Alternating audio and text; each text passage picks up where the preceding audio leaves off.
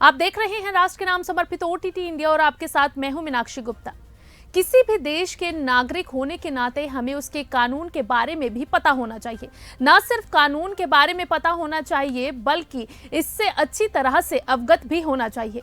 कौन सा अपराध करने पर क्या सजा हो सकती है, इसकी तरह की सभी बातों के बारे में अच्छे से जानना जरूरी है। तो चलिए आज हम आपको हमारे इस वीडियो में बताते हैं भारतीय दंड संहिता यानी आईपीसी और दंड प्रक्रिया संहिता यानी सीआरपीसी क्या होती है और इनमें क्या अंतर होता है।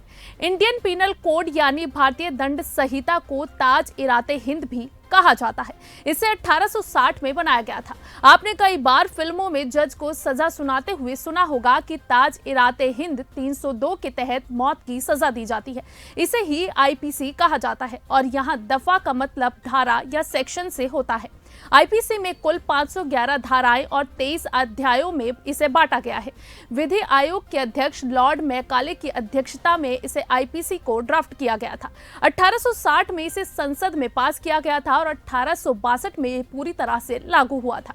दंड के रूप में दिए जाने वाला आईपीसी से बड़ा देश में कोई और कानून नहीं है और यही कारण है कि इसे मुख्य क्रिमिनल कोड भी कहा जाता है। अब बात आती है कि इसको लागू करने का मुख्य उद्देश्य क्या था। तो आपको बता दें कि इसका मकसद पूरे देश में एक ही तरह का कानून लागू करना था। आईपीसी में हर एक अपराध के लिए सजा कितनी होगी और उसके तहत कितना जुर्माना लगाया जा सकता है, इस बात का उल्लेख किया गया है। सीआरपीसी यानी कोड ऑफ क्रिमिनल प्रोसीजर या इसे आप हिंदी में दंड प्रक्रिया संहिता भी कह सकते हैं। 1973 में कानून पारित किए जाने के बाद ये 1974 में लागू किया गया था।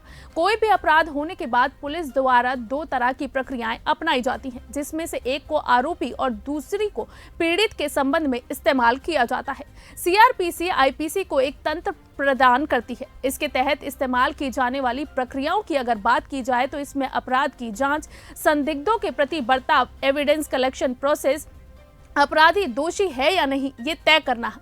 अब आपको बताते हैं आईपीसी और सीआरपीसी में अंतर। आईपीसी अपराध और उसकी सजा के बारे में बताती है तो वहीं सीआरपीसी आपराधिक मामलों के लिए प्रक्रियाओं के बारे में बताती है।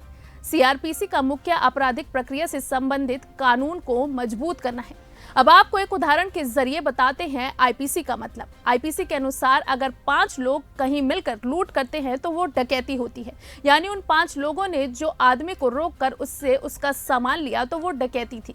और दूसरे में जो 2 लोग बैंक में घुसे थे, आईपीसी के अनुसार 2 लोग कभी भी डकैती नहीं कर सकते। डकैती करने के लिए कम से कम 5 लोगों का होना जरूरी है। किसी को डराना और धमकाना ये डकैती के दौरान किया जाता है। बैंक में 2 लोगों ने रात में पैसे निकाले, इसके लिए उन्होंने किसी को ना तो डराया और ना ही धमकाया, इसलिए इसे डकैती कहते हैं, ना कि चोरी। अगर दिन में ये 2 लोग गार्ड या लोगों को डराकर बंदूक की नोक पर पैसे ले जाते हैं, ये लूट होती है। और अगर 5 लोग होते हैं तो डकैती होती है। इन सब चीजों के बारे में या यूं कहें कि इन सब की परिभाषाएं आईपीसी में मिलती हैं। तो आपको ये जानकारी कैसी लगी हमें कमेंट सेक्शन में जरूर बताएं। फिलहाल के लिए हमें दीजिए इजाजत। देश और दुनिया की तमाम बाकी खबरों के लिए आप जुड़े रहिए ओटीटी इंडिया के साथ। रग रग में हिंदुस्तान।